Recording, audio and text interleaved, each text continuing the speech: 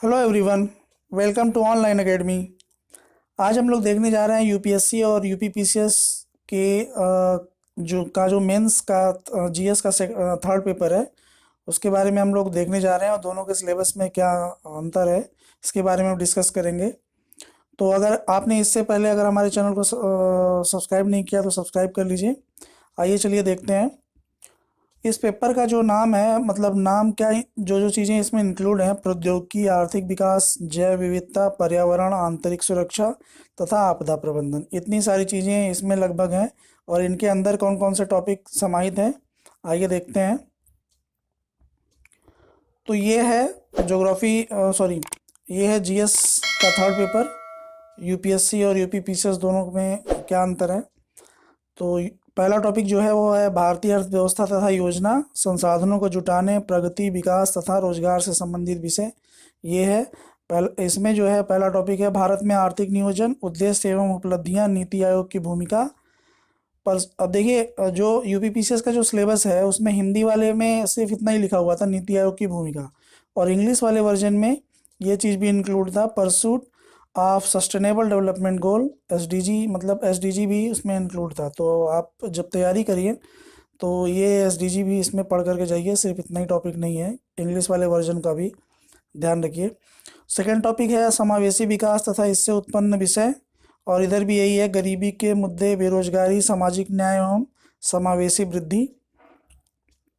तो रोजगार वाले टॉपिक जो कि यहाँ पे हैं, गरीबी, बेरोजगारी, ये इसमें थे और समावेशी वाला इसमें, मतलब दोनों मिला करके एक तरह से जो दोनों टॉपिक को अगर हम इधर देखें और इधर, तो लगभग सेम है। तीसरा है सरकारी बजट, और इधर भी यही है, सरकारी बजट के अवयव तथा वित्तीय प्रणाली। तीसरा टॉपिक है, चौथा, मुख्य फसलें, देश के विभिन्न भागों में फसलों का पैटर्न, सिंचाई के विभिन्न प्रकार एवं सिंचाई प्रणाली, कृषि उत्पाद का भंडारण, परिवहन तथा विपणन, संबंधित विषय और बाधाएं, किसानों की सहायता के लिए ई प्रौद्योगिकी। और इधर भी यही है, प्रमुख फसलें, विभिन्न प्रकार की सिंचाई विधि एवं सिंचाई प्रणाली, कृषि उत्पाद का भंडारण, ढुलाई एवं विपणन, किसानों की सहायता के लिए ई तकनीकी।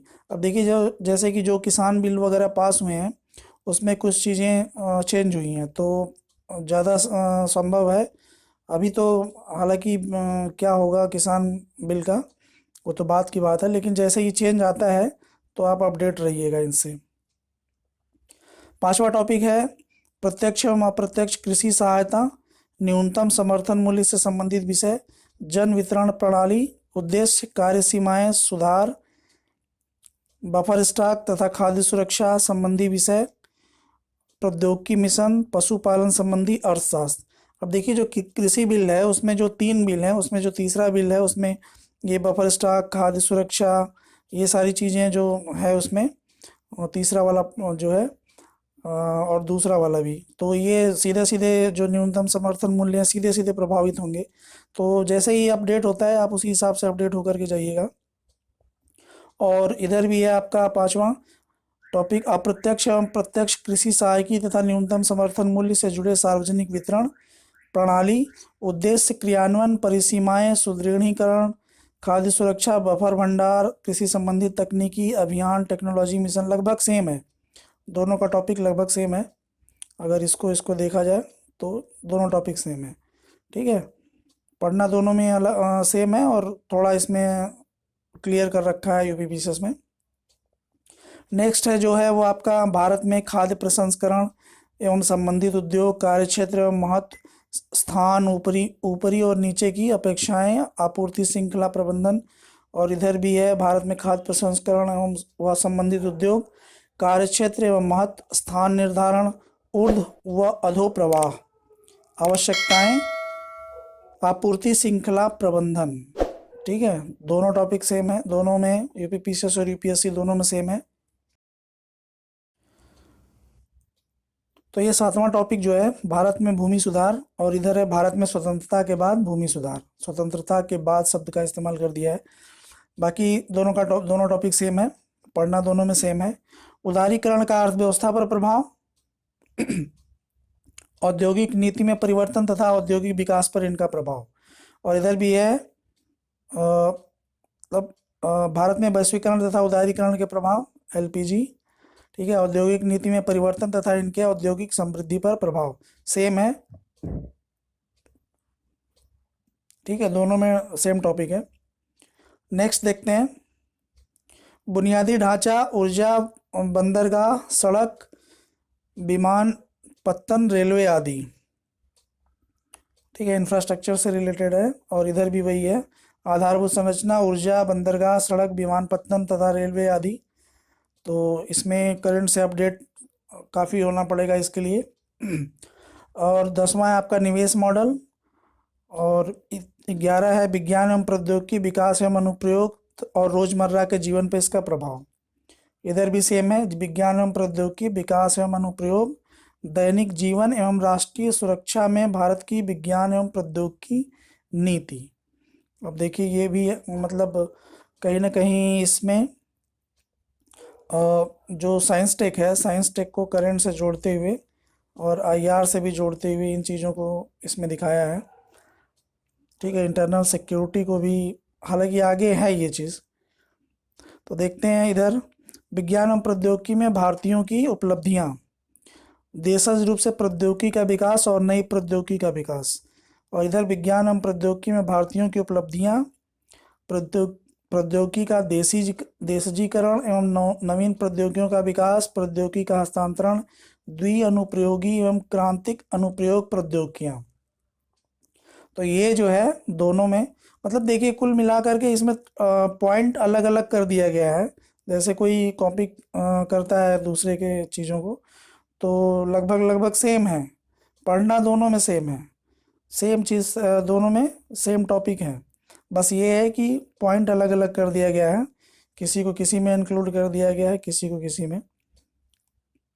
नेक्स्ट जो है वो है सूचना प्रौद्योगिकी, अंतरिक्ष, computer, robotics, nano technology, biotechnology और बौद्धिक संपदा अधिकारों से संबंधित विषयों के संबंध में जागरूकता। ये जागरूकता बस रखना है, हालांकि पूछता तो काफ़ी डीप है। सूचना एवं संचार प्रौद्योगिकी, आईसीटी, अंतरिक्ष प्रौद्योगिकी, कंप्यूटर, ऊर्जा स्रोत, नैनो प्रौद्योगिकी, सूक्ष्मजीव विज्ञान, जैव प्रौद्योगिकी क्षेत्र में जागरूकता, बौद्धिक संपदा अधिकार, आईपीआर, इंटेलेक्चुअल प्रॉपर्टी राइट्स एवं डिजिटल अधिकारों से संबंधित मुद्दे। तो सेम है दोनों। संरक्षण, पर्यावरण प्रदूषण और क्षरण पर्यावरण प्रभाव का आकलन। और इधर पर्यावरणीय सुरक्षा एवं पारिस्थितिकी तंत्र, वन्य जीवन संरक्षण, जैव विविधता, पर्यावरणीय प्रदूषण एवं क्षरण, पर्यावरणीय संघात आकलन। अब शब्दों का इसमें खेल कर दिया है, बाकी सब वही है। ठीक है, आपदा प्रबंधन, डिजास्टर मैनेजमेंट, आपदा और आपदा प्रबंधन, ये दो अलग अलग हैं।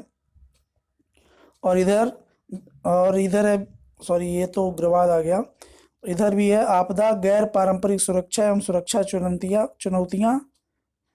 के रूप में आपदा उपशमन एवं प्रबंधन, आपदा, गैर पारंपरिक सुरक्षा एवं सुरक्षा की चुनौती के रूप में आपदा उपशमन एवं प्रबंधन। ठीक है, तो ये आपदा को और इंटरनल सिक्योरिटी को एक साथ में जोड़ रहा है। ठीक है, तो क्वेश्चन भी लगभग यूपीपीसीएस में तो जैसे जैसे सिलेबस होता है ना, उसी हिसाब से, उसी टॉपिक के हिसाब से, कभी कभी तो क्रम के हिसाब से भी क्वेश्चन सीधे सीधे पूछ लेता है। ठीक है, इधर ज़्यादा घुमाने के चांस नहीं होते, इधर तो काफ़ी घुमा फिरा कर क्वेश्चन पूछते हैं। नेक्स्ट है, देखते हैं। नेक्स्ट है आपका जो इंटरनल सिक्योरिटी से संबंधित है, आंतरिक सुरक्षा के लिए चुनौती उत्पन्न करने वाले शासन विरोधी तत्वों की भूमिका। और इधर है अंतर्राष्ट्रीय सुरक्षा की चुनौतियां, आणविक प्रसार के मुद्दे, अतिवाद के कारण तथा प्रसार संचार तंत्र, मीडिया की भूमिका तथा सामाजिक तंत्रीयता, साइबर सुरक्षा के आधार, मनी लॉन्ड्रिंग और मानव तस्करी, ह्यूमन ट्रैफिकिंग भी है इसमें। सेम इधर भी है, संचार नेटवर्क के माध्यम से आंतरिक सुरक्षा को चुनौती, आंतरिक सुरक्षा चुनौतियों में मीडिया और सामाजिक नेटवर्क साइटों की भूमिका, साइबर सुरक्षा की बुनियादी बातें, धन शोधन और इसे रोकना, वही मनी लॉन्ड्रिंग को धन शोधन वगैरह इसमें लिख रहा है, सेम है, सेम टॉपिक है। ठीक है, नेक्स्ट देखते हैं, सीमावर्ती क्षेत्रों में सुरक्षा चुनौती एवं उनका प्रबंधन, संगठित अपराध और आतंकवाद के बीच संबंध। संगठित अपराध, देख रहे हो आप ये शब्द। और इधर है आपका भारत की आंतरिक सुरक्षा चुनौतियां, आतंकवाद, भ्रष्टाचार, प्रतिविद्रोह तथा संगठित अपराध। ठीक है, जो मिलजुल कर अपराध कर रहे हैं तो उसे संगठित अपराध। ठीक है, तो ये जो है 17, देखिए इधर नंबर, पॉइंट के नंबर बढ़ रहे हैं लेकिन टॉपिक लगभग सेम चल रहा है दोनों साइड में। और इधर फिर है यूपीएससी में विभिन्न सुरक्षा बल और संस्थाएं तथा उनके अधिदेश। ठीक है, और इधर भी वही है, सुरक्षा बलों की भूमिका, प्रकार तथा शासनाधिकार, भारत तथा उच्च संगठन। ठीक है, और दोनों टॉपिक सेम है इसमें भी। और देखिए इसमें शब्द अलग लिखा हुआ है, शब्दों में मत जाइए, जो उसका थीम है लगभग थीम दोनों में सेम है। यूपीएससी और यूपीपी से जितना भी पढ़ना है लगभग सेम पढ़ना है बस। अब देखिए जो जो अंतर है, जो डिफरेंस है दोनों में, वो यहाँ दिखेगा आपको। यहाँ आपको यूपी स्पेशल, ये सारी चीज़ें जो आप अभी इंडिया के कॉन्टेक्स्ट में पढ़ रहे थे, तो ये आपको यूपी के कॉन्टेक्स्ट में पढ़ना है। ठीक है, यूपी, अब देखिए यूपी स्पेशल में ये चीज़ें हैं, उत्तर प्रदेश के आर्थिक परिदृश्य का विशिष्ट ज्ञान, उत्तर प्रदेश की अर्थव्यवस्था का सामान्य विवरण, राज्य के बजट, कृषि उद्योग, आधारभूत संरचना एवं भौतिक संसाधनों का महत्व, मानव संसाधन एवं कौशल विकास, सरकार के कार्यक्रम, कल्याणकारी योजनाएं। मतलब यूपी स्पेशल में इन चीज़ों को भी पढ़ करके जाना है, जो करंट से रिलेट करके पढ़ना है।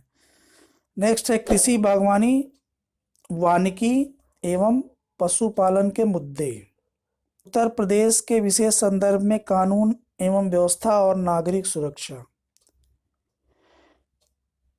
तो ये है, आपने अभी आप देख लिया आपने जो पेपर 3 था। अब नेक्स्ट वीडियो में हम पेपर 4 के बारे में डिस्कस करेंगे। तो चलिए फिर मिलते हैं आपसे नेक्स्ट वीडियो में। थैंक्स।